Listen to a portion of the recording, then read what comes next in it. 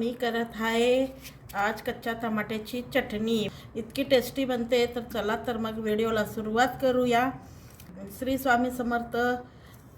तर मी आता हे टमाटे असे कट करून घेतले, स्वच्छ धुवून घेतलेले आहेत आणि 4 तुकडे करून घेते.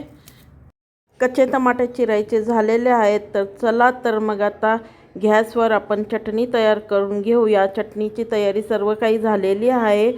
तर खट्टी मिठी तिखी अशी चटणी तुम्हाला सुद्धा आवडेल करायला आणि करून पहा ही चटणी. आहे जिरा घालून घेऊया. ह्यात घालून घेऊया टमॅटो, चिरून घेतलेले टमॅटो. पाणी सुकेपर्यंत शिजेपर्यंत थोडंसं मीठ घालून घेऊया. टमॅटोचं पाणी पूर्ण सुकून जायला पाहिजे. टमाटे चांगले भाजले गेलेत. आता ह्याच्यात घालूया 2 कांदे, मीडियम साईजचे 2 कांदे घेतले होते आणि 4-5 हिरव्या मिरच्या. कांदा मिरची सुद्धा ह्याच्यासोबत टमॅटो सोबत भाजून घेऊया छान. अद्रक लसूण सुद्धा घालून घेऊया ह्याच्यासोबतच भाजून घेऊया.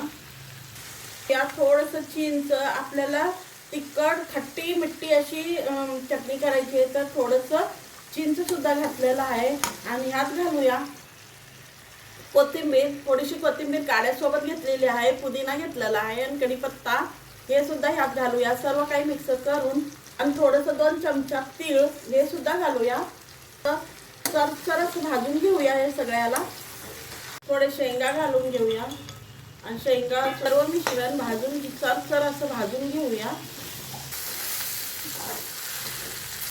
छान असं भाजून घेत आहे. सर्व मिश्रण भाजलं गेलं आहे. आता ह्याला गॅस बंद करूया आणि ह्याला थंड करायला ठेवूया. हे थंड झालेलं आहे. आता ह्याला वाटून घेऊया.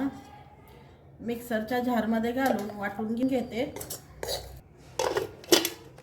चटणी वाटून घेतलंय. आता ह्याला फोडणी घालूया. फोडणी देऊया.